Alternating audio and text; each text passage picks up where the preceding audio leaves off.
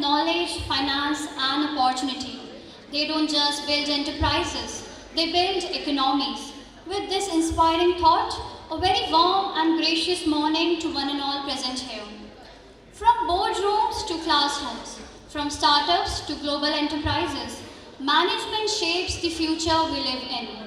Today's conference brings together thinkers, leaders, professionals, and young minds on one common platform to exchange ideas, share experiences, and gain insights into the evolving world of management. It is my proud privilege to welcome you to the National Conference on Empowering Women Entrepreneurs through Financial Management, Bridging Policy, Finance, and Innovation for Inclusive Growth, organized by the Department of Management, the Bhopal School of Social Sciences, in collaboration with BSSS IQAC in hybrid mode here in the beautiful city of Lakes, Bhopal. As women entrepreneurs are emerging as strong drivers of economic progress, yet their journey is often hindered by inadequate financial literacy, socio-cultural constraints, and fragmented institutional support. This conference will witness insightful discussions through its thoughtfully designed sub-themes ranging from financial management, fintech inclusion, policy frameworks, and socio-cultural dimensions, CSR and ESG to future-ready financial ecosystems aligned with SDGs and NEP 2020 objectives. So let us keep our minds open and our thoughts curious as we begin this enriching journey of knowledge and inspiration. Because the leaders of tomorrow are shaped by the decision we learn to make today. Once again, I extend a warm welcome to you all and wish this national conference a grand success. Today's inaugural session is even more prestigious by the presence of our distinguished guest. We are honored to have Dr. Archana Bhatnagar, founder and president, Madhya Pradesh Association of Women Entrepreneurs. Dr. Father John PJ, principal, the Bhopal School of Social Sciences, patron. Dr. Sister Lima Jacob, vice principal, co-patron. Father Jomi Panathis, dean academics, co-patron. Sister Rohini Jadhav, coordinator, management department, BSSS College. This conference has been meticulously planned and executed under the dynamic leadership of Professor Smitha Pillai, convener. We also gratefully acknowledge the constant support and guidance of the organizing team and BSSS IQAC and the entire Department of Management for their collaborative spirit and institutional strength. As we are graced by such eminent guests, I request everyone to give a huge round of applause for the chief guest and keynote speaker for today, Dr. Archana Bhatnagar. Thank you, ma'am, for being with us today. To set the tone for the deliberations ahead, I humbly invite Professor Smitha Pillai, convener of the conference, to give a brief overview. Respected patron, Dr. Father John PJ, principal, BSS College, esteemed chief guest and keynote speaker, Dr. Archana Bhatnagar, founder and president, Madhya Pradesh Association of Women Entrepreneurs, Dr. Sister Lima Jacob, vice principal, Father Jomi Panathis, dean academics in absentia, Dr. Sister Rohini Yadav, coordinator, Department of Management, Dr. Vinay Mishra, distinguished members of scholarly advisory panel, invited dignitaries, faculty members, researchers, students, and participants joining us in hybrid mode. A very warm and gracious welcome to you all. It gives me immense professional satisfaction to present the vision and purpose of this national conference organized by the Department of Management, the Bhopal School of Social Sciences in collaboration with our IQAC. The theme of this conference, Empowering Women Entrepreneurs Through Financial Management, Bridging Policy, Finance and Innovation for Inclusive Growth, is both timely and strategically very significant. Women today are not merely participants in economic activity, they are architects of enterprise, innovation, and social transformation. However, the sustainability and the scalability of women-led ventures depend critically on financial capability, structured policy support, digital inclusion, and institutional ecosystems. This conference has been conceptualized as an academic and policy dialogue platform to examine financial management as a tool for entrepreneurial resilience, the effectiveness of government schemes and institutional mechanisms, the role of fintech, digital payments and innovation, socio-behavioral dimensions influencing financial decision making, ESG, CSR, and impact investment in women-led enterprises. Future policy frameworks aligned with SDGs and NEP 2020. Over these 2 days, we bring together academicians, policymakers, industry experts, financial institutions, and research scholars to deliberate, critique, and construct actionable pathways for inclusive economic growth. The conference will culminate in a published volume capturing the research insights presented here, thereby contributing to academic literature and policy discourse on women entrepreneurship. I extend my sincere gratitude to our chief guest, advisory members, organizing committee, technical team, and all the participants for their valuable presence and scholarly engagement.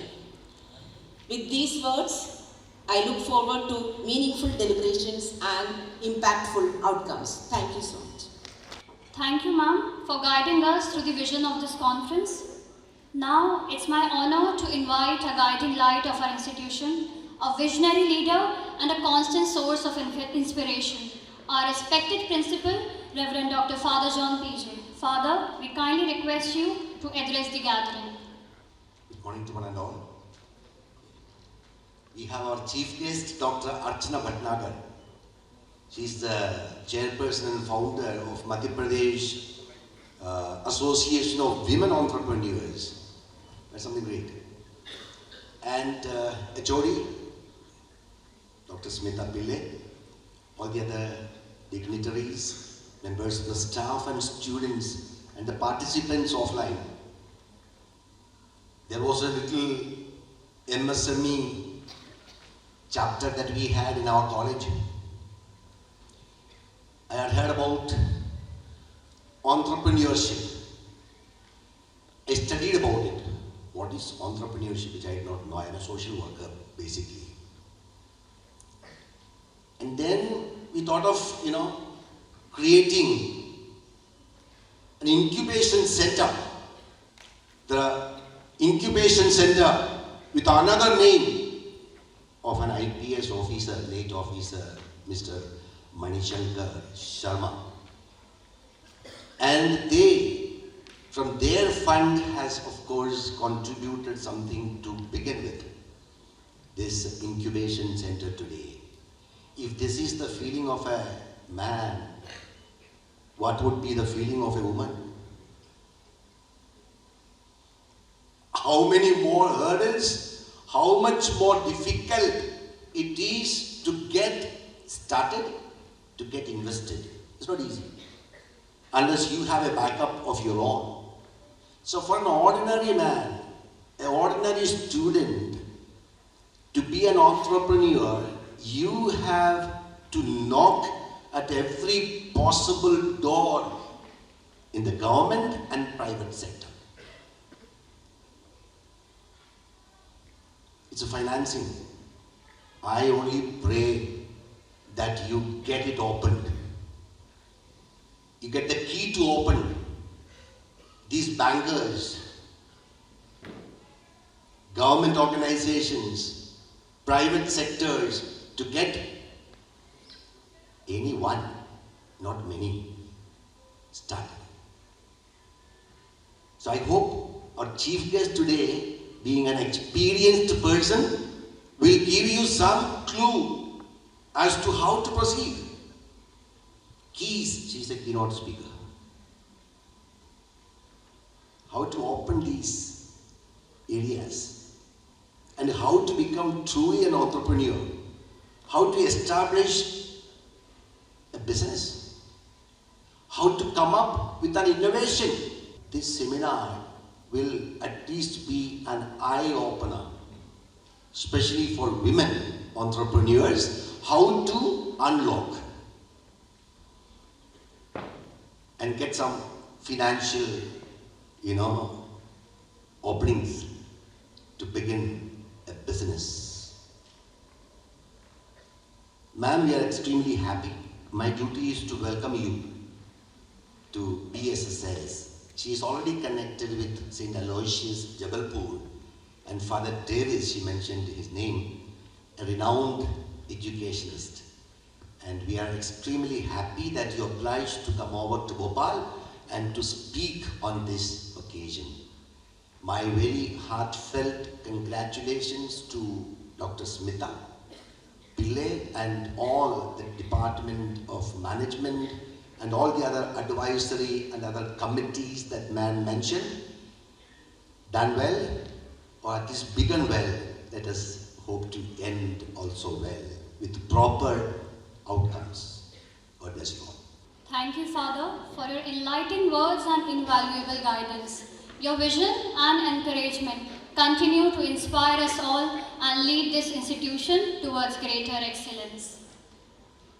Moving forward, we have Dr. Archana Bhatnagar, a first-generation entrepreneur, a strong, passionate leader and mentor for women entrepreneurs. Ms. Archana has established 3 manufacturing businesses, starting with less than rupees 500. Her business now supports hundreds of families. Halite Chemicals is into professional green cleaning and sanitizing products, the first certified Green Pro cleaning products of its kind in India. As founding chairperson and president of Madhya Pradesh Association of Women Entrepreneurs that empowers women through entrepreneurship and financial independence, Ms. Archana, through her vision and dedicated work at MAWE for 22 years, has helped many women set up small business and help them migrate from micro and small to the next level, providing international networking platforms and business opportunities through overseas visits and through sweep are provided here in India only. Impacting policy initiatives for MSME women with Indian government and international trade agencies. Exports, skill development of youth, WEPs and SDGs are a focus area too. Her speaking and contribution at the World Trade Organization and International Trade Center at Geneva, United Nations UN General Assembly, New York, Commonwealth Heads of Government Meetings, London, World Export Development Forum, China, Africa and SAARC countries have been some of the landmarks. Having been honored with many awards, national and globally, at the prestigious 50 Women Global Awards in Dubai, she was awarded for India Woman Entrepreneur of the Year 2022. She has been associated with national TV and print media. Her vast experience, presentation power, networking skills, and go-getter abilities make her the perfect person to lead organization and contribute to the sustainable development of women, youth and MSMEs. Now, it's my proud privilege and honor to invite our esteemed keynote speaker for today, Dr. Archana Bhatnagar, to address the gathering. Good morning. Can I have a good morning? Yes? Well, my written script is there. I prepared it very meticulously because I was to address a prestigious college, the BSS over here. I've heard such nice things about your college. More than half a decade, 50 years, is a long time to come by, and your prestigious alumni that I have known of at various esteemed organizations speaks volumes. Before I go to the personal, the formal part of it, what I wanted to say was, Father, I'm hats off to you. Hats off to you for the frankness. Yes, a big applause. Your principal deserves a very big applause. Believe me, what you said is not just difficult for a college, it's difficult for us also. I'm glad, thank you for the introduction that you gave in, and for the fact that I'm first an entrepreneur, and then I lead women entrepreneurs, and then I go to CII, and then I go to Commonwealth, and then I go to Wiki, and then I go to many other forums. But first, I'm an entrepreneur. So Father, what you said is just absolutely correct. It is impossible. Even we have incubation centers in Jaipur. Yesterday I was at government meetings with the ministers, MSME department, and they were all talking about these incubation centers. Yes, my speech will have some mention of all these things, why colleges should do it, how they should do it. But I have one good news also for all of you. While you are doing this amazing thing of Mrs. Pillai, Dr. Pillai, doing this, you know something, the government schemes now for startups, for incubation centers, for everything are so different, are so welcoming. You just have to have the right knowledge of it. Our entrepreneurs only don't have that knowledge. So where do I expect students? So Father, you're not wrong. From where we used to knock at the bank's doors, we now even today, my women entrepreneurs do that. But where is the key to get to it? As students, you all will think, that why the hell should I, now know about how to do startups, what is the advantage of a startup, what are government schemes? Why? Because it is not part of your curriculum. I would like these things to be part of your curriculums. What is the budget for Madhya Pradesh said this year? How many crores, for startups? Something like 6 or 10 crores was the budget. It's gone up to 86 crores. The department had called me yesterday to talk about the fact, how do we spend this money fruitfully? How do we do that? So things are not as bleak, they are very bright, and with this, I think I will start with whatever is the form. And one more thing, of course, Father, I'm so happy that you have said that I did introduce some part of my entrepreneurial journey very briefly. So maybe now I will speak to you all to bring out the nuances, the failures. It's not been a success, just a successful journey for me. If it was a successful journey, it was just a straight line. And what does a straight line mean? You're dead. So unless you don't have ups and downs in your careers, you're not alive. And an entrepreneur needs to be alive, needs to be kicking, needs to be addressing the latest challenges that are thrown at you. And you have to be prepared for that. So my journey actually started with a 1-year-old child and less than 500 rupees. So I will come to that, but I think there are certain formalities that should be, well, I'm a very passionate speaker, so what happens, why I have this address, is that I don't go out of bandwidth and out of time, that is my biggest challenge that is there. A pleasure to be here at the Bhopal School of Social Sciences. Respected Father John, Principal, Dr. Leena, distinguished academicians, industry leaders, policy makers if there are any, dear students, and rather than dear students, I would like to address you all as aspiring entrepreneurs. Because you are here seeking this thing, and each one of us, if we do not at least, why? What would you prefer? To be employed or be an employer? Think about it. As I talk through this journey, think about what you would like to be. Your own boss or have someone else as your boss. However, it is actually an honor and a deeply personal moment for me to be here standing and speaking to you on this most beautiful subject, National Conference on Empowering Women Entrepreneurs Through Financial Management. Now, what does MAVE say? MAVE says that we aim at empowering women through financial independence, right? And here we are talking about financial management. Coming to the next theme, you talk about bridging policy, finance and technology for sustainable inclusiveness. Fantastic. Dr. Pillai, I give you full marks for the way you have integrated everything into this system, you know.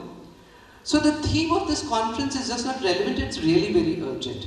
Financial management is not just a technical subject alone. It is the backbone of entrepreneurial sustainability.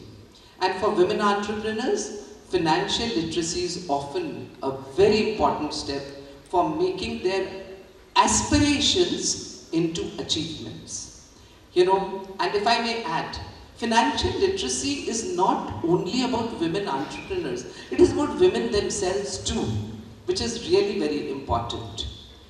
The strategic importance of women entrepreneurship, if I was to talk of figures and things, you know, India really stands at a defining moment, you know, when we are talking about a multi-trillion,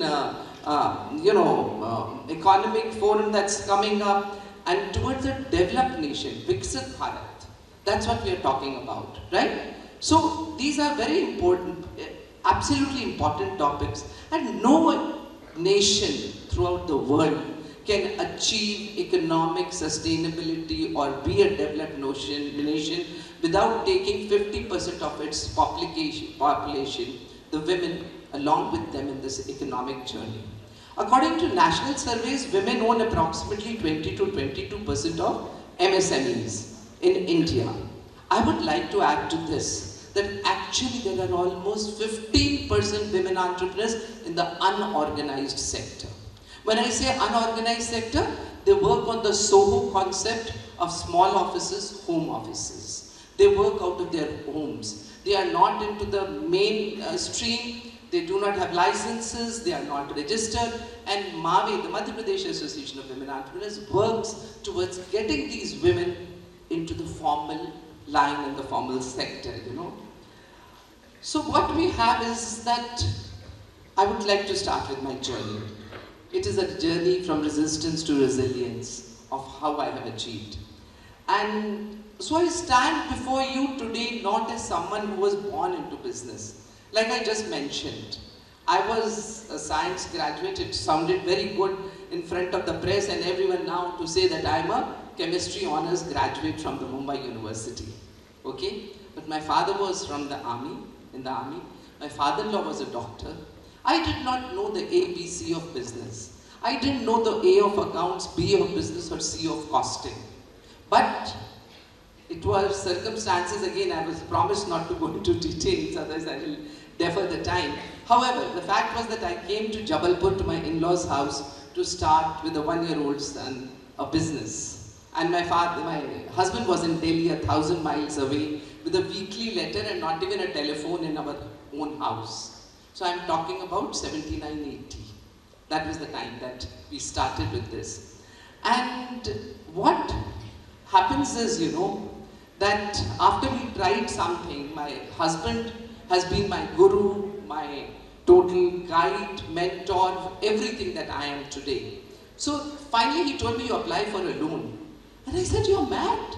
Apply for a loan. My father, an army officer, taught me never to borrow money from anyone. That was my level of financial literacy. However, it was explained that to start a business, I need a loan. And so, I'm a very energetic person, you know, as you can see, and very, very positive person. So I marched to the bank and I said, I want to start a business and I need a loan. The bank manager didn't even offer me a seat. He just threw me out most royally, you know, out of the bank. He was right. Why? Because I had no preparation.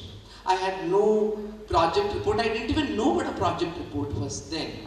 So what I finally, you know, I approached when I finally approached the bank, they threw me out, but I realized one thing, that the nuances of financial management I have to teach myself, and they were still to come.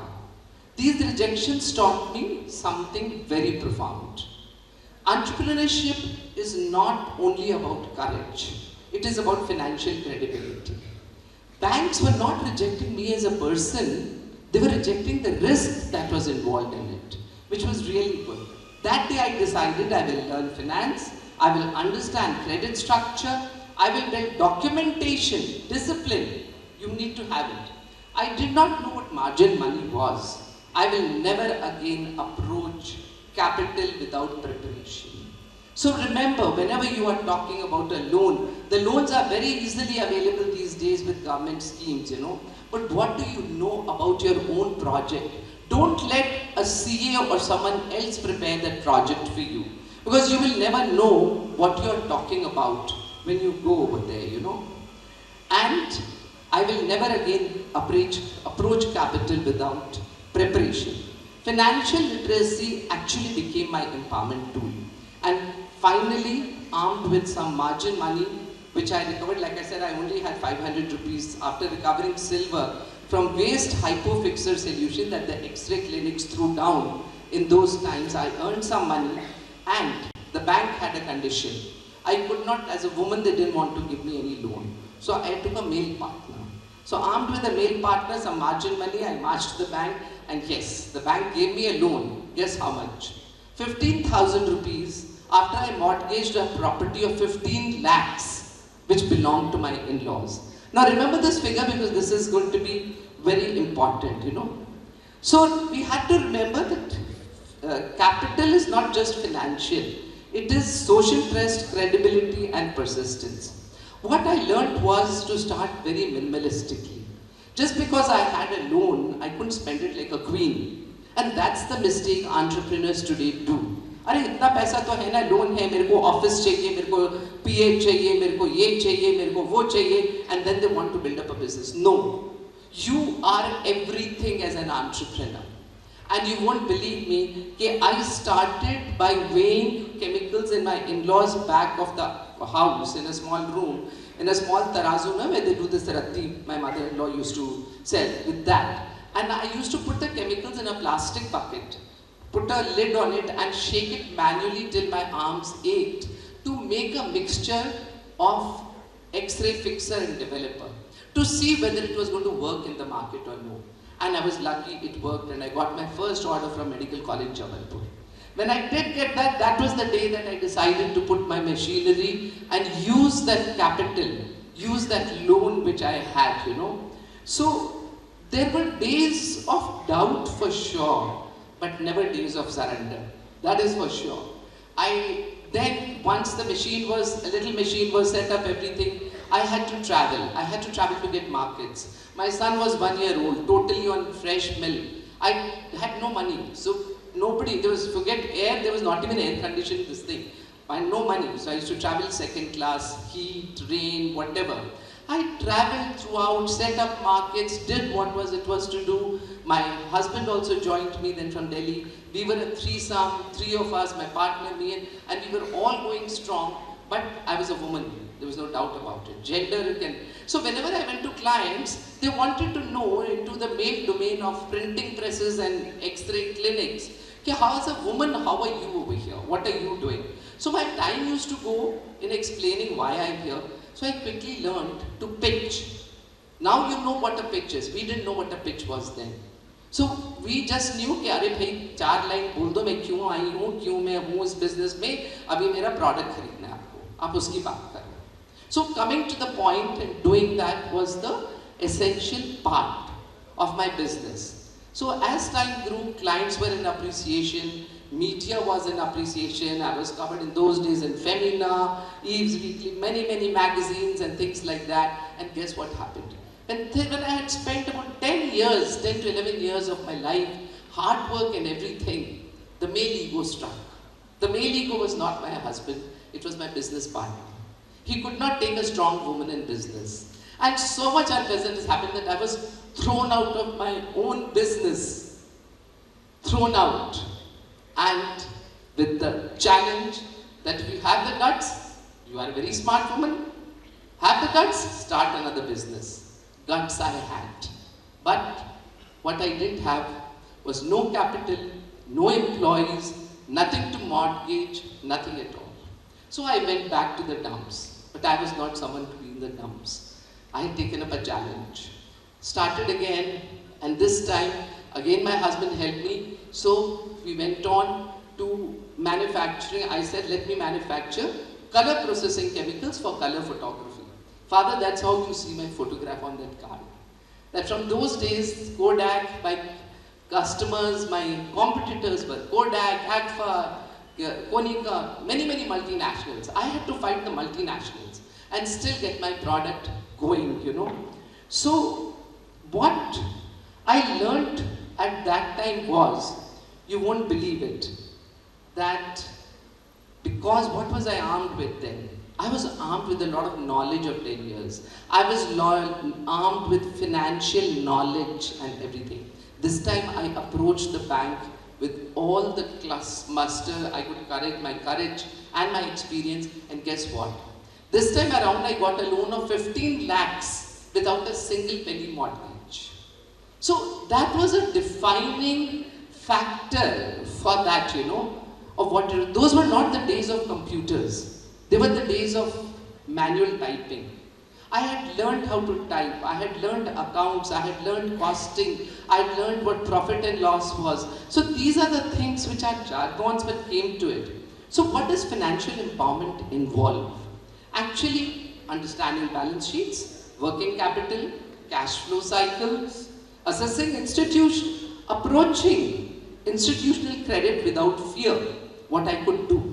But I could do that because I had that guts and I had done that much. Building credit worthiness and financial discipline. Now this is something so important, you know, and you all should start this from your college days. How many of you know what is CIBIL? How many of you know? I can see a few hands up. I'm glad, but very few hands. So CIBIL is something which is your credit worthiness. It's very easy to get a credit card and start spending, but you will not know how it gets registered and where your credit history goes, you know. So that is why building credit worthiness and financial discipline is something very important. Moving from survival mode to scalable growth models. Now all these what I talked about are actually a lot of jargons. Even you said so, right, Father? That these are all jargons. And these are something that can be taught by institutes and topics, as topics to all of you. But how are you going to learn it practically? Yes, practically maybe with a few more people like me. I may not be as good, but I'm sure if someone was to take a series of lectures with you all and teach you the practical aspect of each and everything and put it into practical things as a group of students get together, do a small business model, go put up a thela of a wood-fired pizza, do that. It sells, it helps, but what has gone into the making, what is the costing, what is your marketing, each and every expense, that is how you are going to learn, you know, what you're doing. This social initiative of yours, what you're doing, the breakfast and everything, is commendable. Turn it into a business model. Think if I was to sell, you know, right now you're doing about 3,000 packets. Maybe, you know, if you want to sell it, what are you going to sell it at? Make everything into your practical this thing, you know. So these are things which can be taught to you by entrepreneurs or hand-holding support through associations. Now you've already heard the name of MAVE, the Madhya Pradesh Association of Women Entrepreneurs, which I founded in the year 2000, 26 years back. So 26 years of really trying to help women. You know, when I started, women didn't even know, why should I become a member of an association? Are you going to give me loan? Are you going to give me money? What is it going to happen? We had to fight social, incumbencies like their families. Their families would not allow them to travel. Their families would not allow them to go outside the house.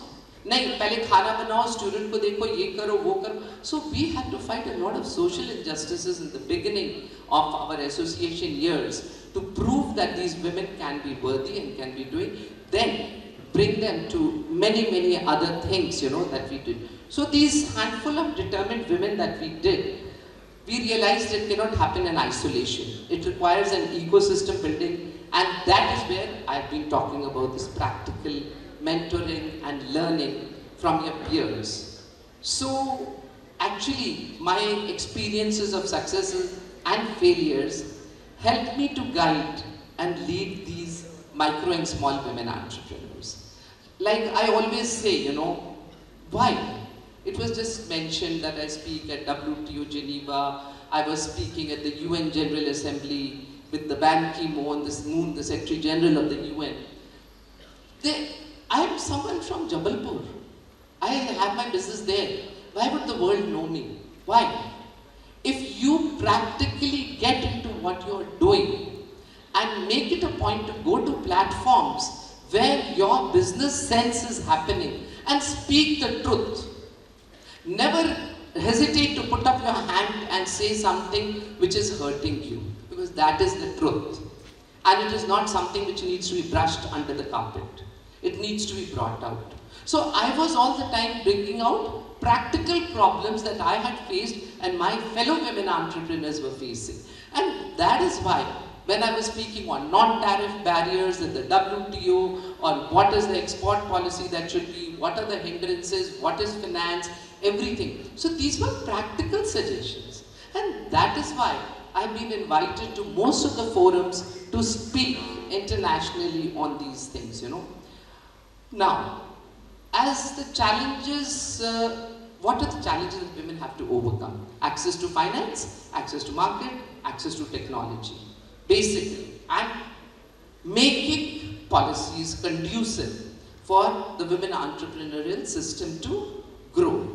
So at Mavi, we work with the governments, we work with the bank, we work with the Reserve Bank of India. Right now, we've been doing a series of town hall meetings with the Reserve Bank of India to see how more women entrepreneurs, in spite of the fact that the government has beautiful schemes, but what do the banks do? Again, they will brush all the schemes under the carpet. They will never come out with it कि हाँ ये scheme आपके लिए है. So I tell the RBI कि जैसे as an industry, I'm supposed to be fixing minimum pay scale, blah blah blah in the factory. Banks should have huge posters in their premises talking about their schemes. How without collateral, not only women, any entrepreneur should be able to access these schemes, So access to finance has been one part of it. Access to markets, yes. So Mavi was, now we have a lot of exhibitions, you see. We were 26 years back the first organization to start women entrepreneur exhibitions, what we call melas in those days we used to call it, And from there, I'm proud that this culture in Madhya Pradesh picked up and picked up nationally, the gathering. So now what we do is for domestic markets, we do these exhibitions and all for access to markets. And the second part, there are a lot of government schemes, In those government schemes, we take our entrepreneurs. I've taken Mavi members who hadn't flown in a plane to China, to US, to Brazil, to Thailand, to Southeast Asia, SAARC countries, Africa, everywhere. But what happens? These are only a bunch of women. The latest I've taken the Women Entrepreneurs Delegation to UK Autumn Fair in London. That was there. So these are funded by the government. They get a reimbursement of the airfare, stalls, everything. How many of us would know about this? So you have to be part of a network. Never shy away from being part of a network. We don't want to pay fees to be part of a network. But believe me, that would give you as much knowledge as your college gives you. Education, I feel, is something, a never-ending process. Do not shy away from investing into registration fees for seminars, for workshops, for anything which can get you some practical experience. So on the international part of it, what Mavi did, I realized was, I had built so many international collections by then. I got all these internationally, 14, 17 country women delegations to places like Jabalpur. When Jabalpur used to not have only 1 or 2 flights. And nobody knew. So when these women came over there and interacted with my tier 2 and tier 3 women from Jabalpur, Gwalior, Bhopal, Indore, Hubli, Katni, they were shocked. They said, you have put Jabalpur on the global map. Because when this one woman entrepreneur said, I asked my office to book a ticket to Jabalpur, and he booked a ticket to Jaipur. He said, "No, madam, Jabalpur, there's nothing like Jabalpur there. It's only Jaipur where you can go to." So, if you have the will, if you have the vision, and if you have the passion in you, you can really achieve, whatever you want to. And that is how MAM has been part of our sweep, the Sustainable Growth for Women Entrepreneurship, Export Promotion, Business Beyond Borders, awards, and some things, many more things like that, you know. So what happened now? Now what happens is, I talked to you about my second business that I was doing. I got my loan of 15 lakhs without a mortgage, started selling, I was writing, I was all alone, I was my only boss. No partner, no husband, nothing. They were doing their business, I was doing my business, and I could grow. But as God has His ways, what happened? I was making chemicals for processing of photographs and films. And then the era of digital photography came in, okay? Everyone started clicking pictures on mobile phones. Prints were no longer needed, and I didn't know what to do. So whatever I admit, whatever strategies I applied were not successful. My marketing strategies failed. I went to remote markets where I thought multinationals like Konica and Kodak and Agfa will not reach. But they were faraway markets and they were very expensive for me. I was desperate to sell because I had to pay salaries, I had to pay my vendors, I had to pay bank interest. So I used to get after customers, "Arey bhai, maal le lo." Le liya maal, par paisa nahi aaya. So I got no payments back. So what did I learn? I learned to be patient. Whenever you have a downfall somewhere, be patient, learn around, don't flutter like I fluttered, you know. And remember one thing, whatever you may be making, it is your product. Sell it to a person only if he's going to pay you for it and if he needs it. Don't ever make the mistake of force selling to a person, because then either you will not get your money, and if you get also, it will be very low, you know. So I was totally in the dumps, didn't know what to do, but one thing I learned, creditworthiness. And in creditworthiness, what was the point was, I did not let my bank accounts go bad. Whatever it was, I put in my money, my husband's money, whatever I had to do. Interest diya, time se sab kuch diya, and that is why I had a good credit worthiness of my. I did a lot of things. I did trading, I was helping women entrepreneurs. I was putting my mind and brain productively into something, you know. But what happens? When I was helping all my Maave members to go ahead and do, and I always looked after my employees. I'm proud to say that my employees would, from the first time, today, 44 years, they have retired and gone, but they have never left me. So invest in your HR, invest in your people. They are the ones who are going to take you forward. You alone cannot reach the top, and even if you do, it's very lonely at the top. You need your team. So that is what I was doing. So as they say, when you help others, God helps you. And that is exactly what happened. The spirit of entrepreneurship never dies. Believe me. The third time around, again, came a brilliant idea. I couldn't have, my people were not leaving me, my employees. I had to sustain. So I came up with the idea of manufacturing cleaning chemicals, but with a USP. The USP was that they would be green. Now, many cleaning chemicals are available in the market, you see. And remember my son of 1 year old then? He was a chemical engineer then. He had worked in organizations. He left his job and came and joined me. And this became a very big force. Being a chemical engineer, I was from a chemistry background. He developed beautiful products, sustainability. It was so never be, afraid. We learned from our elders, but we re-energized with the young. We have to take the young with us. The kind of vision you have, the kind of ideas you all have, the kind of passion you all have, maybe doesn't come in us. So this passionate journey of mine started again. We were the first Indian company to manufacture a hand sanitizer in those days.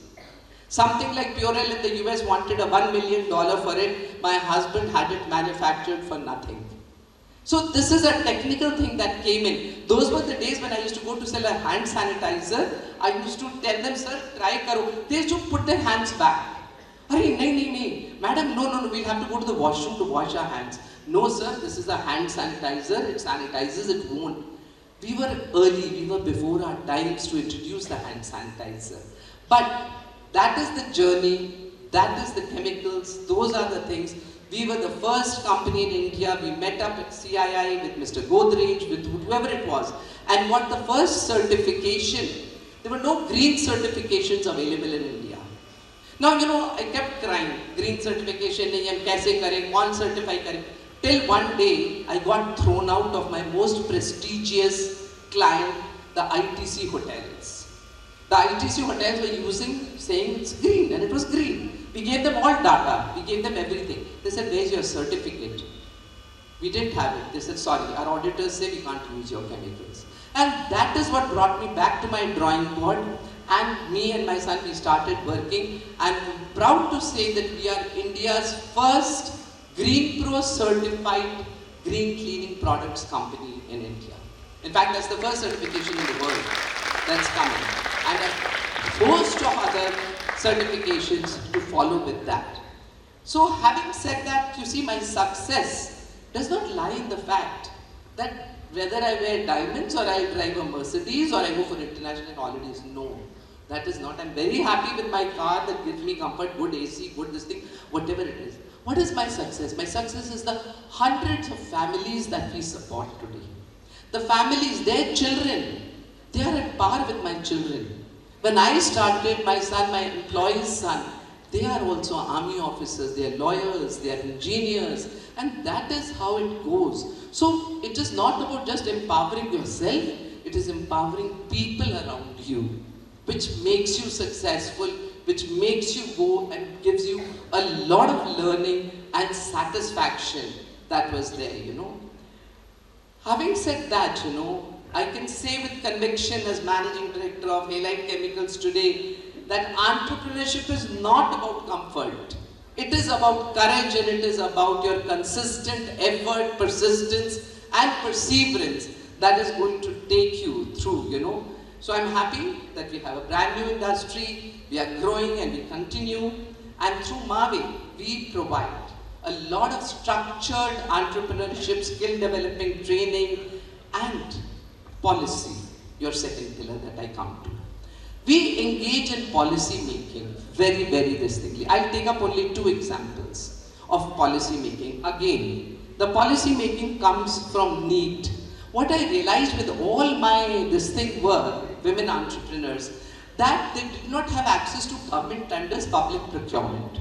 So we worked with the government and we worked with the government in such a manner, I used to ask for 5% reservation for women entrepreneurs in the procurement policy.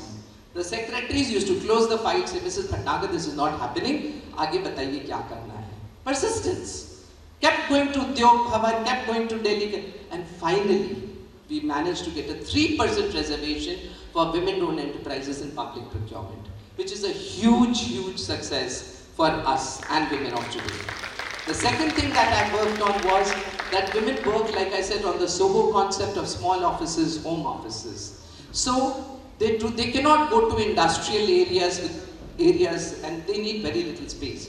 So I've been again after the government, after the Chief Minister for 10, 11 years. Let's build multi-storied buildings where we can give small spaces to women entrepreneurs with a common facility center, a creche, some medical facilities, and where we can have digital marketing, branding, everything under one. So these are workshops, access to market, access to credits, digital transformations, online selling, is continuous work of Mavi that we go on, and I'm happy to say that we could actually get this flattened factories complex in the policy of the government of MSME in Madhya Pradesh.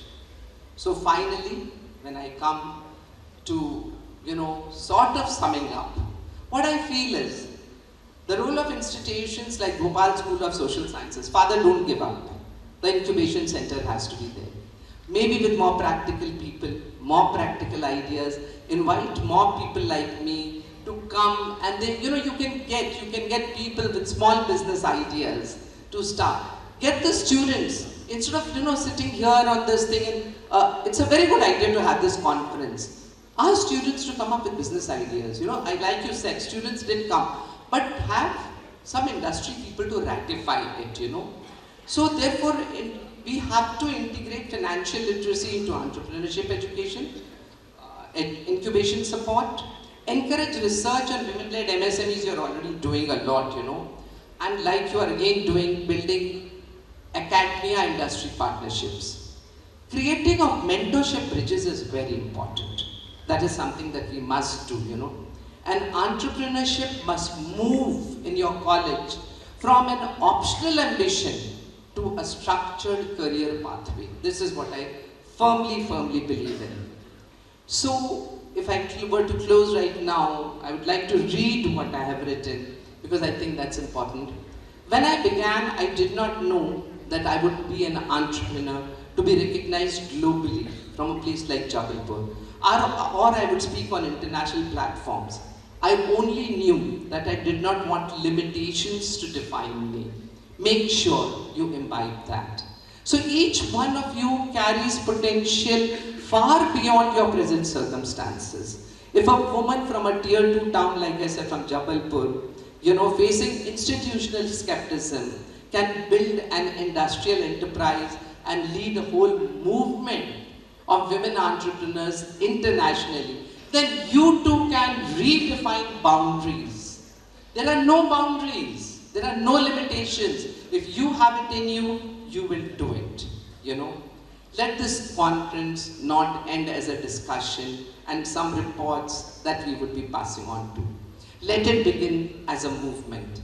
Let us commit that every woman entrepreneur or even an entrepreneur will understand finance, access capital, build sustainable enterprises, create employment, and influence policy.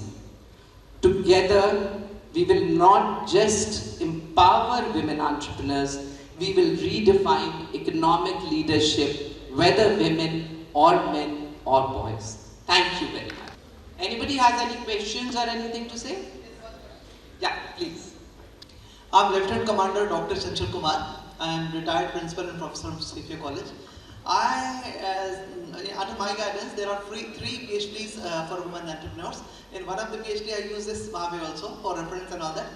There is one thing that in your days, there was a collateral constraint. Yes. Even today, it's the same when I enter over there. Is there any easy way out to solve it? Besides so many information, when personally go over there and practically face all these things, it constraints us there. Very, very good question. Yes. So what he wants to know is that collateral even today is being demanded by the banks. And yes, it is being demanded. So what did I say? With them, our meetings with the Reserve Bank, again I have a meeting on the 26th with them. We are very, very distinctly saying that your bank has to put up posters of these schemes. Secondly, that is where I talk about financial literacy in terms of awareness. If I am not aware and everything today is available on the net, भाई जाने से पहले एक बार तो internet पे देखो ना bank of India में जा रहे हैं क्या पॉलिसी है. What is the offering, not even the policy. What is the credit? If you are educated, the bank manager cannot fool you. Yes, if I'm a rural entrepreneur, if I'm there down below, we need a hand-holding support. You need to have your conviction. Boss, I have nothing, and even if I have something to mortgage, I will not. Tell me, give me in writing that you don't have funds to give my scheme and you want collateral. Give it to me in writing. And that's your answer.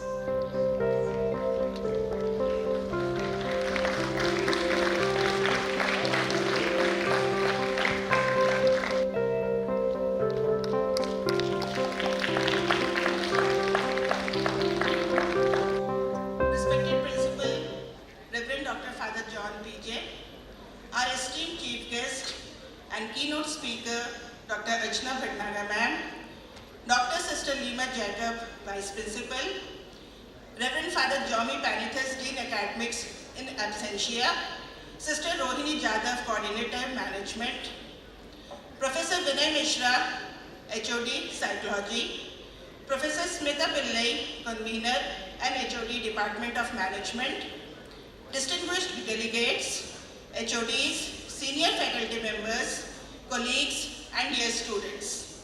It's my proud privilege and honor as the co-convener of this national conference to propose the vote of thanks for this inspiring inaugural session of National Conference on Empowering Women Entrepreneurs Through Financial Management, Bridging Policy, Finance, and Innovation for Inclusive Growth. Today, we have not merely inaugurated a conference, we have ignited a movement of ideas. At the outset, I express sincere gratitude to our esteemed chief guest and keynote speaker of the day, Dr. Archana Bhatnagar. Ma'am, your powerful address reminded us that financial empowerment is not just about capital, it's about confidence, capability, and creating opportunities. Your words have energized this gathering and set a visionary direction for all our deliberations ahead.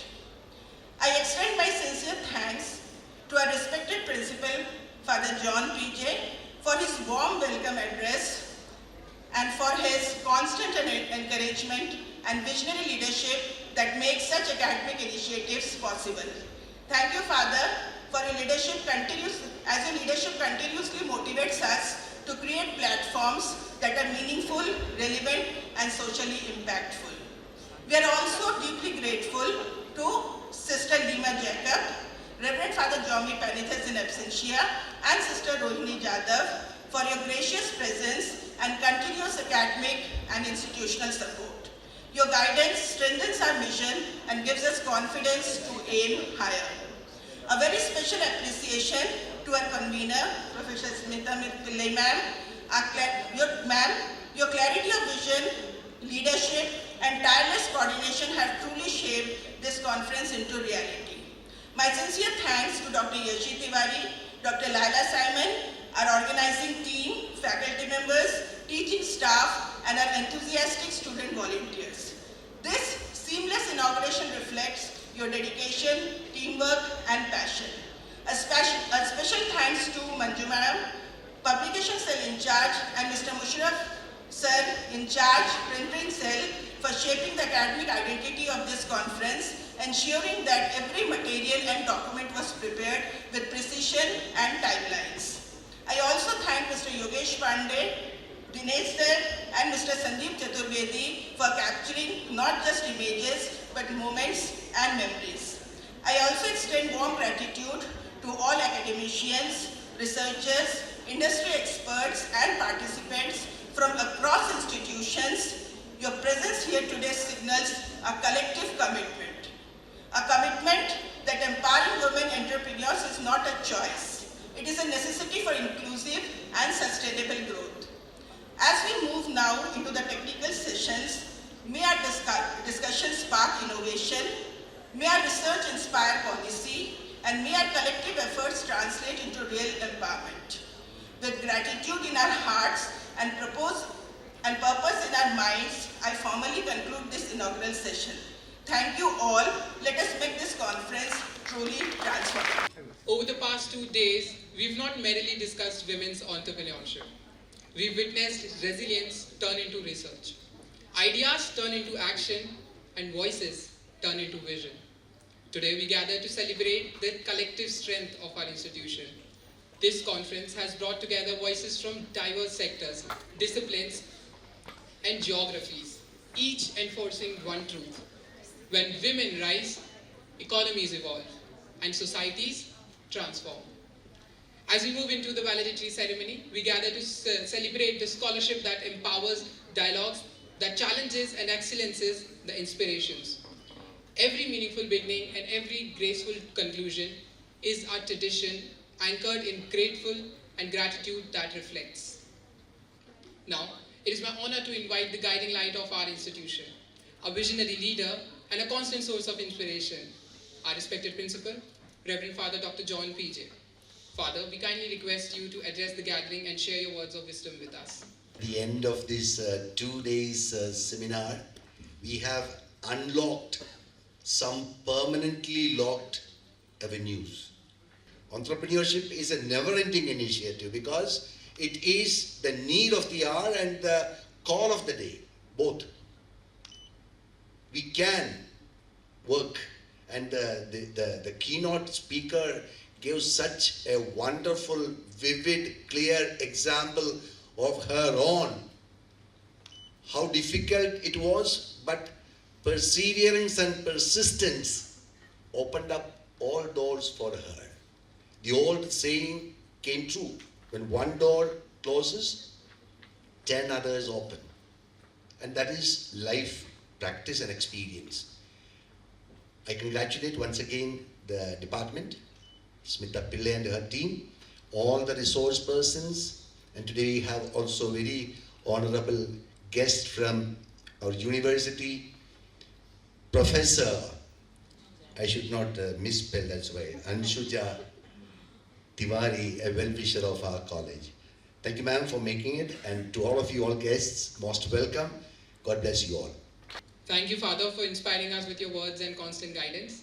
Your vision and encouragement always motivates us to dream bigger, achieve more, and carry forward the values of our institution with pride. Indeed, the entrepreneurship and the focus on it is the need of the hour. Moving on, may I please request the address by Professor Anshuja Tiwari, my sincerest apologies. Anshuja Tiwari is a seasoned academic leader and scholar serving as Dean and Head of the Department, UTD Commerce at Barkatullah University, where she has been a core faculty member for over 2 decades.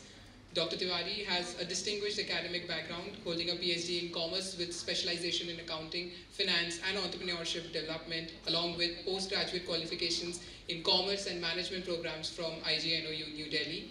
Her doctoral research focused on the role of women entrepreneurs in industrial development.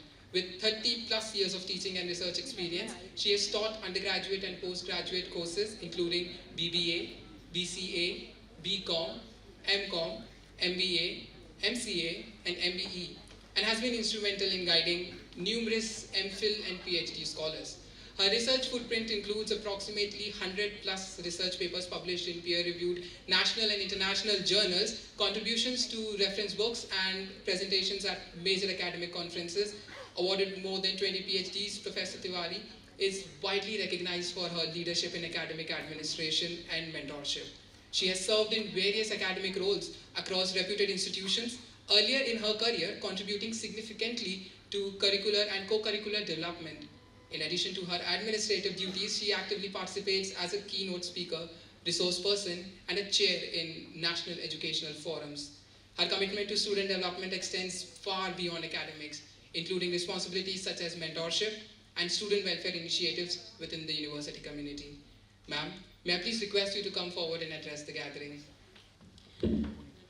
Very good afternoon. With due respect and honor to Honorable Dr. John, the Principal of the Institute, Madam, the Honorable Patron, Co-Patron, the respected Head of the Department, and the entire core committee of the organizing faculty members, dear students, delegates, and the people from press and media. First of all, if I am late, I am very sorry. As the Honorable Legislative Assembly member, Speaker was there in a program in university, and being the head dean and the EC member, I had to be there. So little bit, if I am late, I am extremely sorry for that. As we all know that our main focus for this 2 days conference was related to women entrepreneurship, its financial aspect, the policy making, strategies, bridging the gap between the government and the entrepreneurial activity. I'm very happy to see this topic today, as I started this topic almost 30 years back. When we are talking about startups, we are talking about entrepreneurship, we are now talking about self-employment, but I was continuously doing work on it, thinking that one day will come when the entire world will understand what is the entrepreneurship. In the year 2000, like 25 years back, I have been awarded my PhD on women entrepreneurship and industrial development and so on. So I'm very happy today because before that, for around 5 to 7 years, I worked very hard. And at that time, you can imagine a girl of 30-35 years back, and I was roaming around to find out the facts in all industries. I covered entire area of Madhya Pradesh, and I had to work a lot to find out where is the woman entrepreneur. I have taken up the role models. Madam from Lijjat Papad she passed away recently, very recently. So starting from Lijjat Papad, then Madam Archana Bhatnagar, then to a lady, all ladies who were working in the oil industries and big industries as the owner, and to the lady who is making even achar, pickle. That was my criteria, and I will not say one day I will request father to call me. I'll come and I'll discuss with the students about the entrepreneurship, because personally I felt, because personally I have talked with them, and at that time questionnaire and schedule and everything, we were very committed. I am a gold medalist, so we were very committed to do the real work. And the day has come when the real work on all those things has come to a reality. So I worked hard for today's event. Actually, yesterday I wanted to come. I wanted to meet Archana ma'am also, but because of all certain things, our meetings and all, I could not reach yesterday. So I will take very little time because 10 minutes are given to me. So I directly coming to this. There are a lot of policies, lot of schemes, startup schemes. Central budget is focusing, state budget is giving. We know everything. But when a girl is going to get the things done, to get the loan, to get the things done and to make it on a reality, then there are so many delays and lacunas. So actually, what is the reason behind it? Why is this happening, and who is responsible for that, and what we all can do to remove all those hurdles? If we can, out of all these, if 10% people can do for this, then only there is a real success of all these kind of events. So the main issue comes is the equity. The loan is sanctioned to a woman entrepreneur, but it has been utilized by her father or brother or husband or anybody for any other purpose. Normally you will find this kind of situations. So I worked hard for that. I have been called up by the honorable member of Madhya Pradesh Arthik Vitt Vikas Nigam here at that time, even from the Central for Policy Making of Women Entrepreneurs, because there were very few people who were doing work for that. It was not a very common phenomenon at that time. So I was working in Mata Gujari College at Jabalpur, but I was called up through the university here at Madhya Pradesh Arthik Vitt Vikas Nigam. So what I am trying to say is, if you are working something, even if you are alone, don't think that you are alone. People will take you, they will make a cluster of you, and you will lead all of them, and you will definitely reach to your target. So quickly I'll take up it. When we talk about gender equity, if we can reach to the gender equity, here we are reaching, because for many decades I know John sir. Okay, so here we are reaching in BSS. It is not about it is about the entrepreneurial part only. The key for women entrepreneurship, empowerment and self-reliance. If we can reach, if we can focus on the gender equity, definitely we could reach to the targets and objectives of our own purpose. Next please. Okay. This was my presentation, but we have very limited time. We know the gender equity is what? If the opportunities are given to all at equal level, it is the gender equity. Why it is existing? We have to focus on this, that it is because of the family, because of the society, because of the culture, because of the religious norms, of course, because of the social institutions, and of course the biological view. One person sitting behind me understand me think that madam is since 10 o'clock morning madam was there, until late night at 30 madam was there. So she is weak. She should not be called up. But she should not, or he should not think about it. Females are given the biological issues, but they are the strength as Durga. They are called up as the goddess Saraswati, Durga and Lakshmi in Hindu mythology. And in all religions it is being actually worshipped. So the barriers We have to, I'll quickly take this. I'll just actually doing a brainstorming among you all. As I worked for 35 years on this issue, so it is my prime duty to take 10 minutes from you to leave something, point among all of you.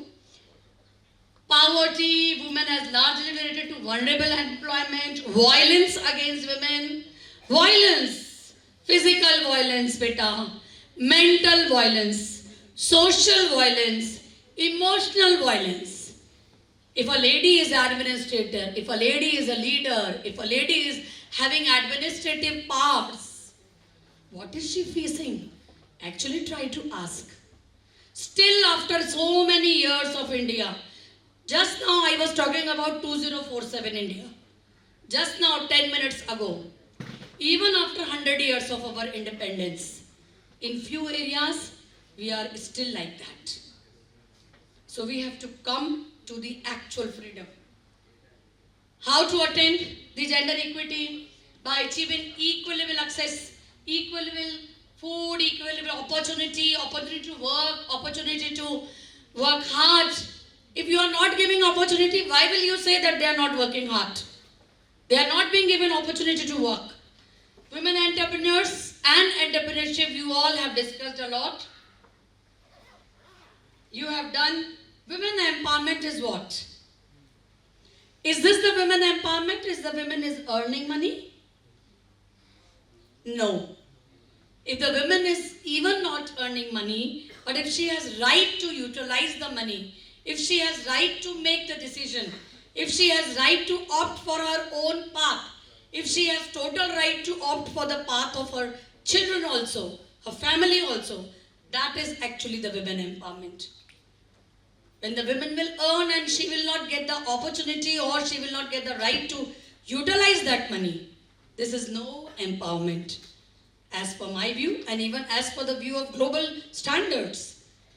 The phases you all have done, these are the main phases where we have to find out where are the lacunas, where are the ladies getting behind, what is to be done, how we can help them. These are the problems. Main problems. Ultimately, at last, women entrepreneurs had a thought of becoming an entrepreneur, of starting any small business, any small startup, after facing so many constraints, getting depressed, and out of the depression, closing the startup.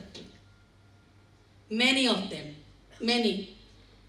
I will request Smita ma'am that you give your students projects related to it.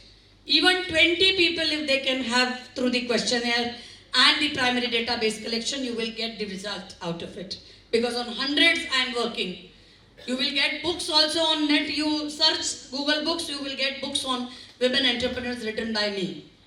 So, even today, why this startup policy and women entrepreneurs policy had to be taken up by the central government at large, because still the things are not going on properly.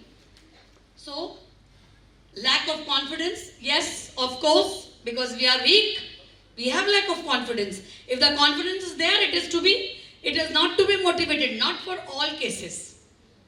There are men, there are people, there are female who are coming, taking hand to hand, and they are increasing the qualities of women. There are people, but there are certain people, because of them, the things are getting down. So lack of confidence, socio-cultural barriers, market-oriented risk.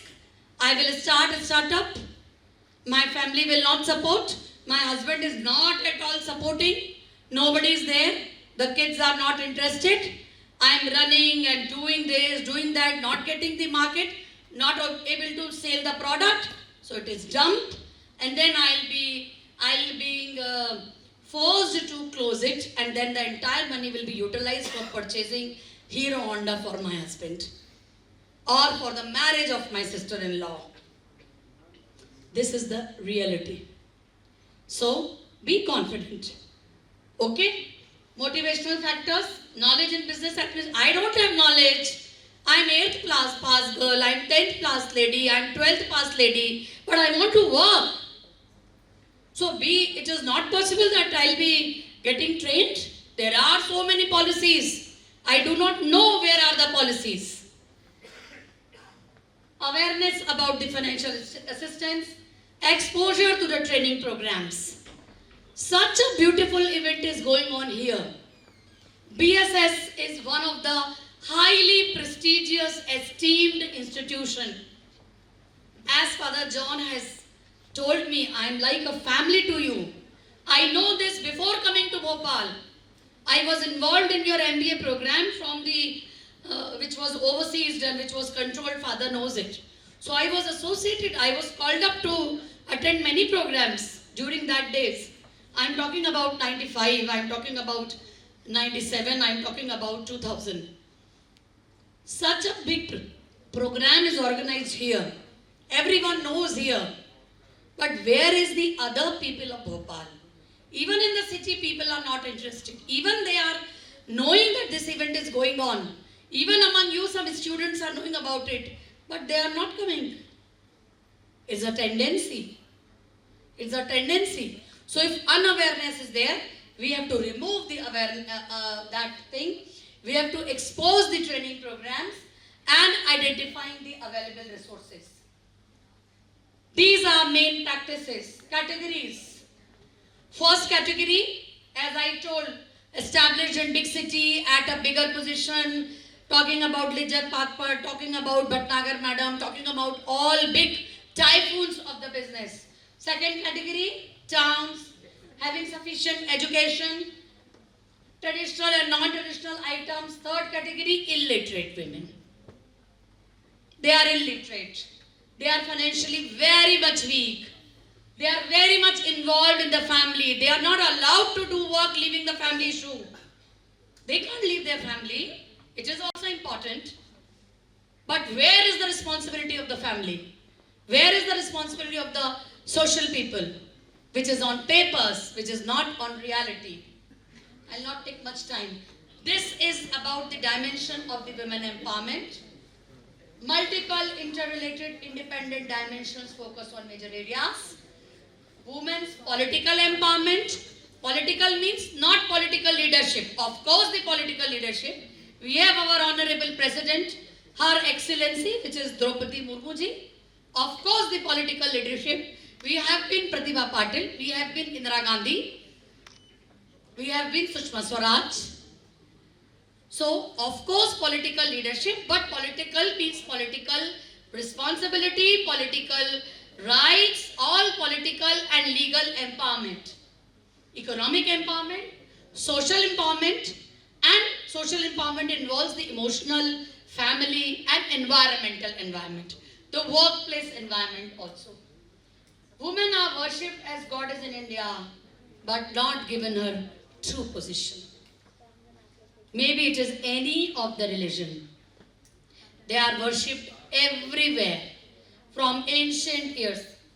So, in that case, she is worshipped everywhere, but not given the time, not given the opportunity, not given the true position. You are worshipping me, you give garlanding to me, but you don't follow me, you don't obey me, you tease me, you make problems, creating problems for me. That is what, where is the empowerment, beta? There is no empowerment. Okay? So, women are deprived of decision making. I told you, the freedom of movement, access to education, access to employment, exposure to media, and domestic violence. Again, I would repeat that please, my dear friends, do not ever think that the violence is only the violence which is the physical violence. Keeping your mouth shut, you ignore somebody, that is violence. I am member in the Women Harassment Committee also for so many 20 years in university. Ignoring people, teasing them, making faces, shouting.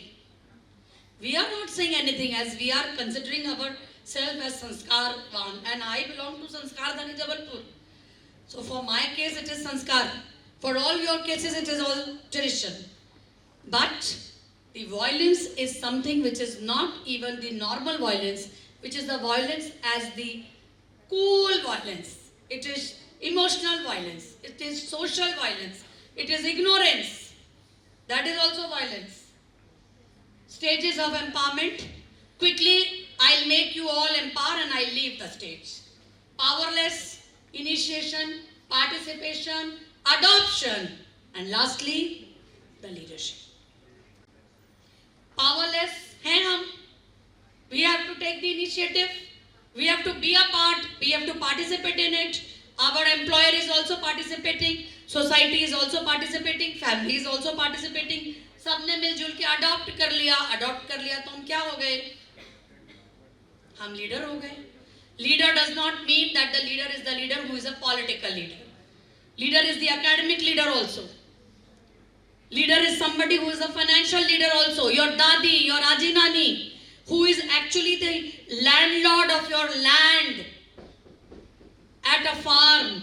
कहीं गांव में बैतूल के कोने में rural area में यदि आपके पास जब सेंसस वाले आते हैं and they are coming, the enumerators are coming for census, they are asking who is the owner of the land.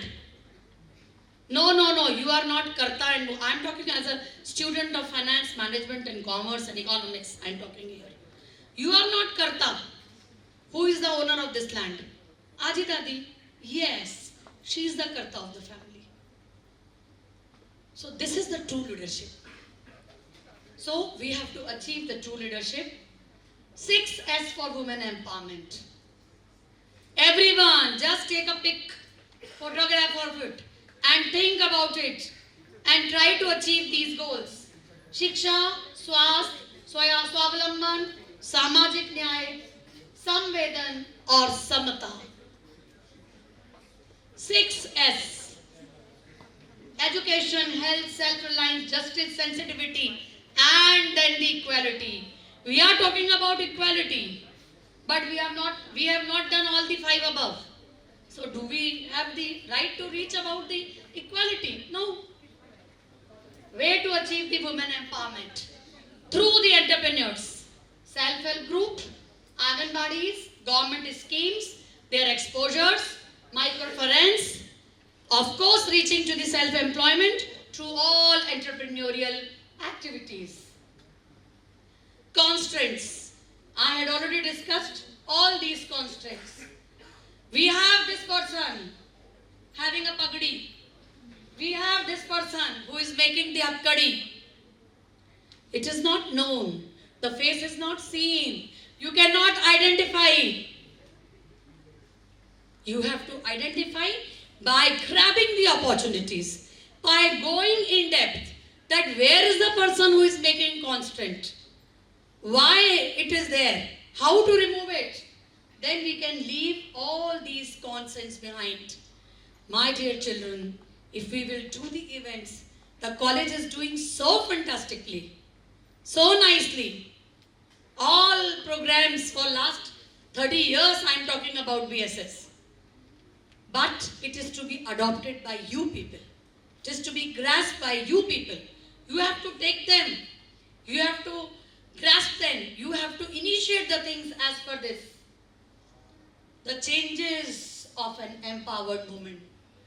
I am sure that while leaving this particular course from here, after these 2 days event of women entrepreneurship, empowerment, self-reliance, finance, making the bridges between government initiatives and empowerment, definitely the girls and the boys who will be really in favor of starting the startups and self-employment will really reach to their target. And then we will call that they are the empowered women. Improved personal knowledge, self-defining power, authenticity, creativity, physical strength, equality, mutuality in relationship, economic independence. I will earn 100 rupees per day. I will earn 10 rupees per day. I will earn 20 rupees per day. I am a small shopkeeper. I am a small sabji wali sitting in Habibganj, Naka. I am an entrepreneur. I am a teacher. I am a professor. Daily I am doing entrepreneurship. If there is no innovation, if there is no research, nobody will sit in my class. You can see the position. Rasmeet is one of our creditable student. So many students are here. They know that how the things are going on in the university. Daily we have to do research. Daily we have to do innovation. Daily it is the risk-taking things. In university, in government, you have to take risk. Father John is the biggest entrepreneur here. He is the biggest risk taker, decision maker, all qualities of entrepreneur. He is managing the things, organization, controlling, line, staff, everything, getting feedback, follow up. If he won't do, the college will not run. So there is nothing like this, my dear bacha log, that entrepreneurship is that when the person will start something, will business. No, you all are entrepreneurs. You have to have the entrepreneurial activity. You have to have the entrepreneurial ability. If you will not have innovation, research, creativity, organization, staffing, control, management, decision making, you take degree, you spend money lakhs, you will not reach to your target. You have to be an entrepreneur. You have to have empowered men and women. So, definitely we will have changes in the empowerment. Women's empowerment is just related to gender equity. Women's empowerment is just related to the innovation. Innovation is important for the empowerment. And these are the strategies to make them empower and successful entrepreneur. Consider them as a target group, give them small targets, long-term, short-term targets, remove the constant, getting the loans, making the policy, taking the initiatives for their plan, their layouts. It is all work which is to be done. Skill development. We are talking about skill development daily, everywhere. NEP has come, Indian knowledge system has come, everything is coming. But the reality is still there are certain people who are not getting it. Counseling, continuous monitoring, continuous encouragement, state financial corporation's role is very important. Women's Development Corporation is very important. More working capital is to be given. And we know that the women is actually constituting more than the % of our population. And unfortunately, all the government programs, sponsored programs, they are very, very good. But still people are unaware about it. So, in that case, if the policies are properly framed, if the policies are properly, the linkage and gap behind these is actually bridged. If the bridge can be achieved properly, then definitely all those lacunas and constraints can be removed. The policies can be adopted properly. Women can get all the opportunities, the equal opportunities, and they can get, not only get the opportunities, but they can convert it into the reality also, and they can achieve their target. The conferences, these type of conferences are playing very, very significant role for the women entrepreneurship and empowerment, because the inborn capacity of managing a home, which is unutilized, if it is channelized properly, if it is created properly, and if it is targeted properly, it can reach to manage not only the home, but an organization, a college, an institute, a society, and of course, country like India, where the president is sitting and managing. Is there any doubt? So, we have to think over it. I know that this is the valedictory session, but I took around 10-15 minutes, this which was allotted to you. And if I will leave any place without any landmark, I think that all 30 years of my service is zero. If out of you people, 10% students will try to understand my things. And of course, all honorable faculty members are understanding and doing the work. They are coming out from their home and in a very equitable environment they are working. So I am sure that if we will join our hands together, there is no doubt that as per the targets and dreams of our Honorable Prime Minister and all our earlier freedom fighters since 1947, we will definitely again achieve the global height and become the golden bird. Thank you so much. I am extremely thankful to Father John for giving me an opportunity to be a part of here as the valedictory section. I am very much thankful to the co-patron, all organizing committee members, the managing committee members of this college. I am extremely thankful to Dr. Smita Pillai and her entire dynamic team, the faculty of management. I congratulate one very humble, dedicated, motivational person, Dr. John, for his dynamic leadership. I congratulate him. That again and again you will be doing these kind of the workshops and conferences as you are already doing. I have been to here many times, and I congratulate all the participants, all dear students, for being so patient all the 2 days. And I congratulate you that, and I am sure, I am confident that as my earlier students are reaching as heading the department and professorship, like here in college, one day you all will come and will say, Madam, we were getting bored, but I thought about it. I have sat in my room and I thought and I worked hard, and today I am the owner of this industry. So my dear students, take 10 minutes of today. All alone sit anywhere in Indian coffee house or any hall or any lawn or at your house or your home with your mother, with your father, or any temple or in church, and think about it. What is your target? What is your objective? Why are you doing it? And if you will make it, try to achieve it, get the opportunities from your college, and if you try to get anything from the university, 24/7, my hands are open for everyone from BSS College. Thank you so much. Jai Hind, Jai Bharat. Thank you so much, ma'am. Truth be told, before your arrival, there was visible shift in the energies. Everybody was suddenly enthusiastic and expecting you with great waitings.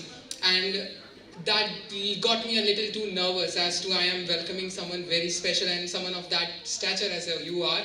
But while reading your profile, allow me to please highlight that it brought me a smile to my heart and my eyes couldn't stop shining while reading as to we are blessed as the generations that we've got mentors like you to seek inspiration and reference and have gotten work under you. Thank you so much, ma'am, for your words and especially for your contribution to the academy. It means the entire world to us. Thank you so much.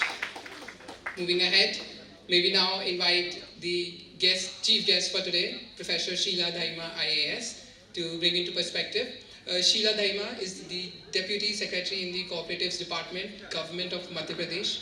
Ma'am is an accomplished IAS officer of the Madhya Pradesh Cadet and has demonstrated exceptional administrative leadership and innovative public engagements across her assignments, including her notable tenure with the Madhya Pradesh Board of Secondary Education, where she pioneered the student-centric digital outreach initiatives. Her contributions have been formally recognized with the prestigious Madhya Pradesh Chief Minister's Excellence Award for Innovation in the Governance, currently overseeing the critical policy and implementation dimensions within the Cooperatives Department of Madhya Pradesh. She brings deep insights into grassroots financial systems, cooperative structures, and institutional mechanisms that directly impact women's economic participation. Her experience at the intersections of the governance, finance, and community engagement makes her an inspiring and highly relevant voice to address the issues of financial management, policy support, and inclusive innovation for women's entrepreneurs. Ma'am, may I please have you on stage to address the gathering? Dr. Father John PG, Principal, and all the dignitaries present here, esteemed faculty, dedicated organizers, and very importantly, the visionary women entrepreneurs present here. A very good afternoon to all of you. And first of all, I would like to convey my thanks to the college for inviting me. I hope you had wonderful sessions over these 2 days. And I also got the opportunity to listen some thoughts. And these were really very interesting. Thank you, madam. And it is an honor to stand before you at the valedictory session of this national conference. Since 2 days you have delved into the intricacies of financial management, bridging the gap between policy, finance and innovation. But beyond the spreadsheets and policy frameworks, what we really bring to the point is, I think that is the architect of independence. We often hear that money makes the world go round. But for a woman entrepreneur, financial management is the bridge between a dream and a legacy. Policy provides the ground to stand on. Innovation provides the wings to fly.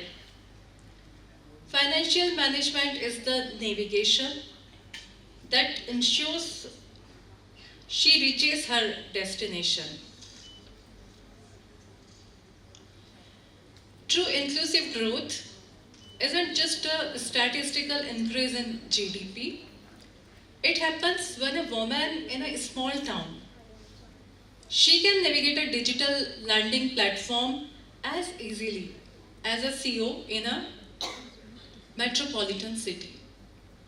It happens when financial literacy is no longer a specialized skill, but a basic right. When we empower a woman with financial tools, we don't just empower a woman, but we stabilize a household and revitalize an economy. In my own reflections, I believe that treasuring life is about more than just surviving. जिंदगी को सिर्फ जीना नहीं है, उसे सहेजना भी है. और उसे सहेजने के लिए हमें बहुत सारे प्रयास करने पड़ते हैं. तो although I write poems also, और उसमें एक टाइटल मेरी पोएम का मैंने यही दिया है, आओ सहेजें अपनी ज़िंदगी. So this is also, I think, a matter of ज़िंदगी को सहेजना.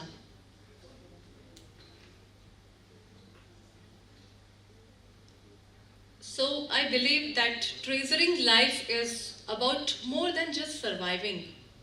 It is about thriving with dignity. Your dignity is, I think, everyone wants it. It's very precious for every human being. We want to live a dignified life. To the entrepreneurs here, do not just manage your business. Own your financial narratives. And we have various government schemes of center and states. Those can be helpful in strengthening women entrepreneurship. In Madhya Pradesh, mainly the MSME department is working in this direction.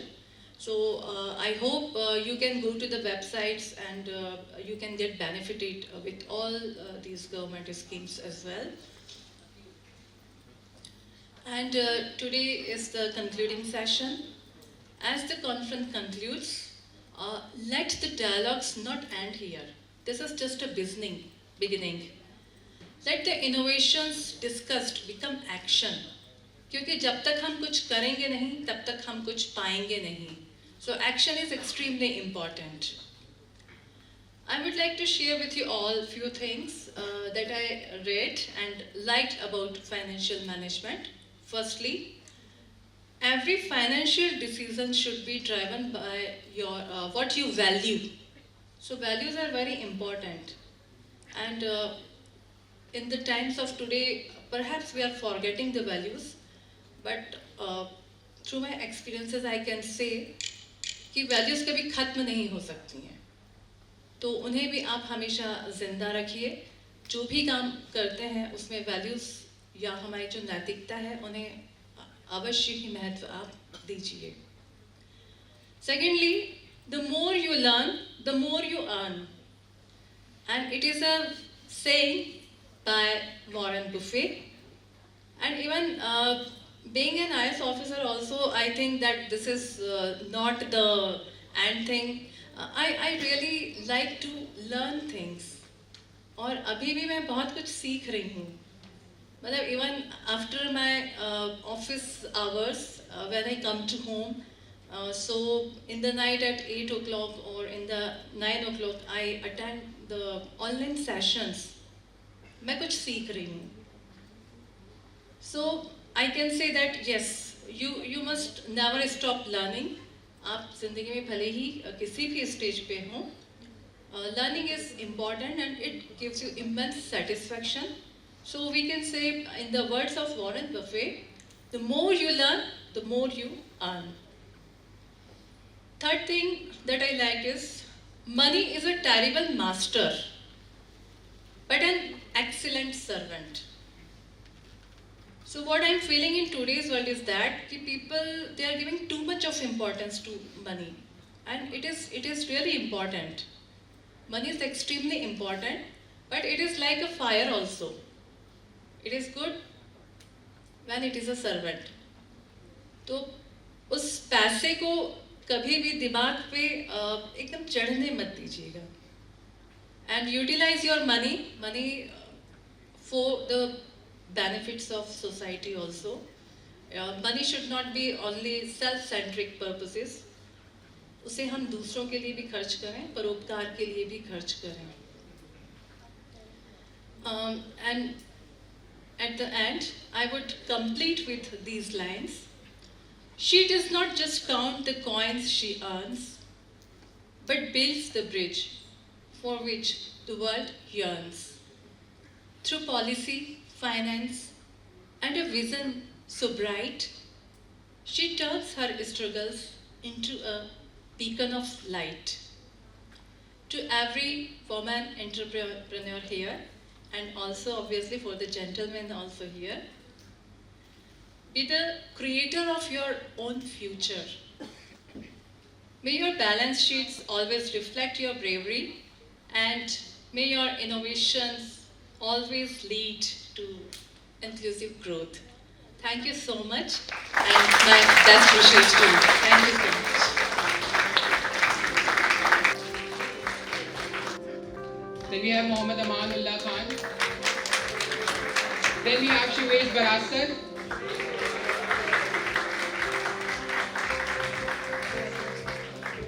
Then we have Mohammad Zishan.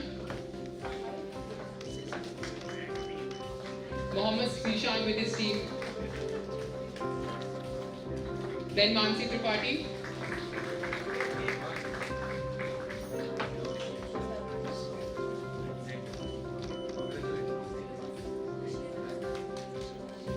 I repeat the name once again, Miss Mansi Tripathi. Do we have Mansi Tripathi here? No. And then the last one, Arpit Chatusal. I heard people clapping for others. I would want you to clap for this one too. Thank you so much.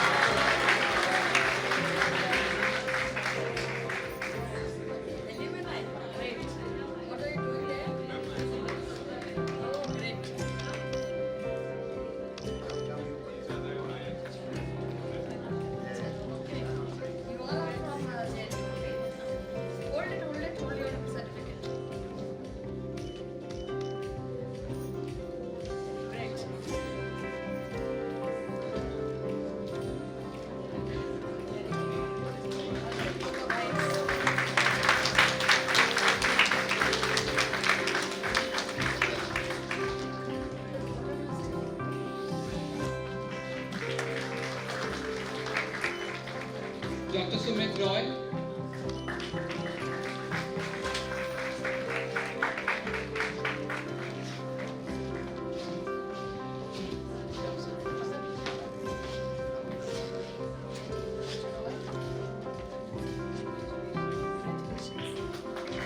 Dr. Pragya Vajpayee.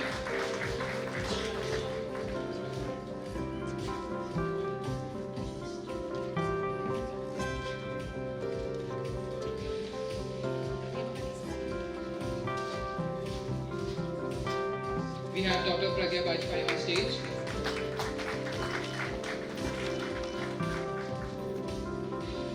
Professor Shankar.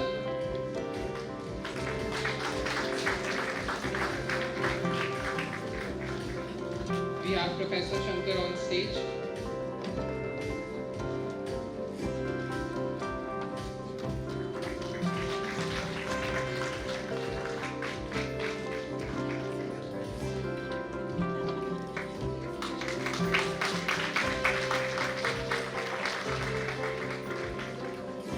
may I request to present the memento to Chief Guest, Srimati Sheila Daimya IAS.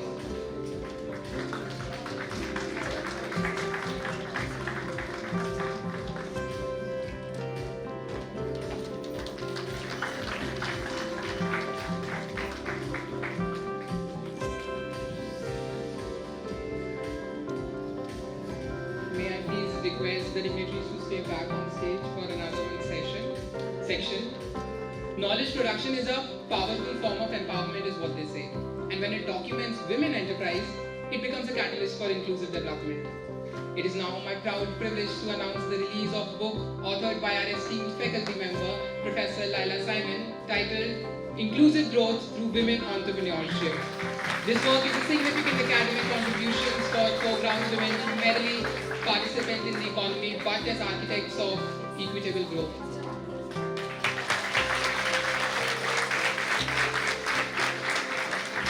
Can you have a huge round of applause, ladies and gentlemen?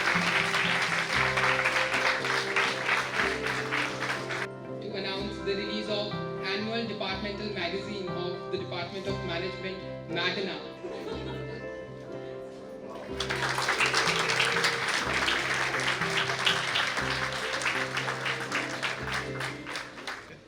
Respected Chief Guest, Distinguished Guest of Honor, Reverend Principal, Vice Principal, Dean Academics, Coordinator, Management Department, dignitaries, members of the Advisory Board, heads of department, respected faculty colleagues, researchers, students, and my dear participants. A very warm and proud welcome to all of you. It is both an honor and a moment of deep satisfaction for me as the organizing secretary to stand before you today at the National Conference on Empowering Women Entrepreneurs through financial management, bridging policy, finance, and innovation for inclusive growth. Hosted by the Department of Management, the Bhopal School of Social Sciences, in collaboration with BSSS IQAC. What began as a vision to create a serious academic platform addressing financial autonomy and institutional reform for women entrepreneurs has today translated into an overwhelming response. We had crossed 548 registrations, and our participation footprint has expanded beyond Bhopal to cities such as Bangalore, Lucknow, Ahmedabad, Pune, and Mumbai, along with several other regions across the country and abroad. The scale of engagement reflects not only the relevance of the theme, but also the urgency of the discourse. The two-day national conference was conducted with strong academic rigor and meaningful expert engagements. Day 1 commended with the inaugural address by Dr. Archana Bhatnagar, President Madhya Pradesh Association of Women Entrepreneurs, who set the tone by emphasizing structured financial literacy, policy support, and innovation ecosystems for women entrepreneurs. The day featured online technical session with 30 research participants.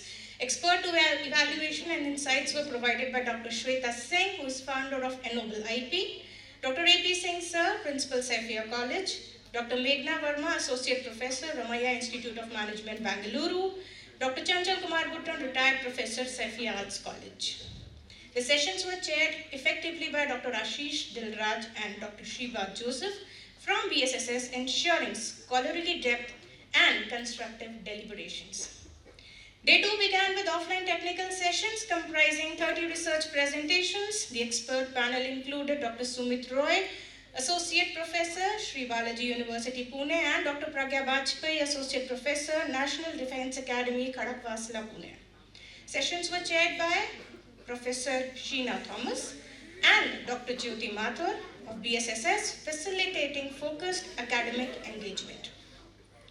The conference culminated in an insightful panel discussion on future of women entrepreneurship, policy, finance, and innovation in synergy.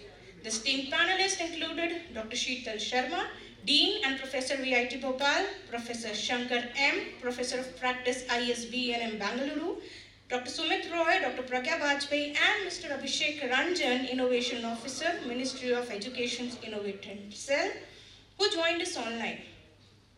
The deliberations offered forward-looking perspectives on aligning policy frameworks, financial management practices, and innovation ecosystems to strengthen women entrepreneurship and promote inclusive growth. All papers received up to 19th February 2026 have been carefully reviewed, compiled and processed for publication. These contributions have culminated in a comprehensive volume titled Inclusive Growth Through Women Entrepreneurship, comprising 427 pages of scholarly work that reflects diverse perspectives and research insights. The volume represents a collective academic effort toward advancing discourse on women-led development and sustainable growth. We sincerely appreciate the timely submissions that made this publication possible. Papers received after the stipulated deadline will not be overlooked. They are proposed to be included in Volume 2, which will extend this academic endeavor and ensure due recognition of all valuable contributions. What was planned is executed, and for that I sincerely thank our patron, Reverend Dr. Father John PJ, Principal BSSS, Vice Principal Dr. Sister Lima Jacob, Dean Academics Father John Panithas, and Coordinator Management Department Sister Rohini Jadhav for the constant encouragement, institutional vision, and unwavering support. Without their academic strength and academic foresight, this conference would not have reached this scale. I extend my heartfelt gratitude to our respected guest of honor, Professor Anshuja Tiwari, Dean and HOD UTD Commerce, Barkatullah University, and Chief Guest Srimati Sheila Dahima, Deputy Secretary in Cooperatives Department, Government of Madhya Pradesh, for gracing this occasion and enriching this platform with a benign presence.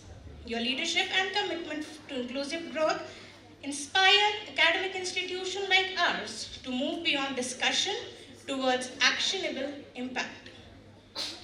My deep appreciation goes to our dignitaries, advisory board members, session chairs, keynote speakers, panelists, and experts who have taken time from their demanding schedules to contribute intellectually to this forum. I would like to place on record my deep appreciation for the exemplary leadership of our faculty members who anchored the academic and operational strength of this conference. Professor Asmeet Kaur Malhi and Dr. Mahima Dubey, who meticulously managed venue and logistics with precision. Dr. Darshan Subrawal, who ensured rigorous coordination as a track in charge. Dr. Namrata Krishnani, who efficiently handled registrations across both days. And Dr. Anita Joby Thomas for her valuable academic support. She could not join us due to some medical emergency at her place. Each of them contributed with clarity, discipline, and commitment. While our department may be numerically dominated by women, excellence here has always been the result of collective strength. Nothing could have been accomplished without the unwavering support of our male colleagues. I sincerely acknowledge Dr. Syed Amir Mehboob for leading hospitality and day 2 registrations, Dr. Neeraj Patarkar for managing the day 1 registrations and the tracks, and Dr. Mahendra Vishwakarma for effectively overseeing the catering arrangements. A special note of gratitude goes to Mr. Arun Panikar for his prompt and on-spot assistance with the conference brochure and technical coordination. Thank you so much, Arun sir. I also appreciate Mr. Rohit Yadav and Mr. Rajkumar from the Software Development Cell for the technical backing. Mr. K. Sudhir for handling the accounts with diligence and accuracy. Gratitude is extended to Mr. Eugene Martin and Mr. Anthony Paul for continuously providing technical assistance wherever and to whichever corner of the college required. Dr. Manju Mehta deserves a special thanks for managing publications, media, and public relations. Dr. Mr. Musharraf Khan, I extend my sincere gratitude for printing support. I am grateful to Mr. Sandeep Chaturvedi and Mr. Yogesh Pandey for capturing the moments of the conference. The slide which you are viewing here is actually a testament of the dedicated effort and efficient hard work. Thank you so much, Yogesh sir and Sandeep sir. My appreciation extends to our student volunteers, Darshika, Enoch, Shiva, Manushi, Rhythm, Shreyansh, for their energetic involvement under the disciplined coordination by Management Club headed by President B. Prashansa and Vice President Arpit Chatisa. I also acknowledge the invaluable contribution of our support staff and security guards whose quiet efficiency ensured smooth proceedings. Finally, I express my sincere gratitude to our convener and head of department, Professor Smita Pillai, for her visionary guidance and constant encouragement. Madam, why I stress on constant encouragement is because I had undergone ligament implant surgery in December and I was on bed rest for almost 1.5 months. When I came to know, me being an organizing secretary, I was quite skeptical whether I'll be able to carry on with the duty or not. Madam se jab bola, then Madam came up and said, Yeshi ma'am, we will. And I'm glad to admit, Madam, we did.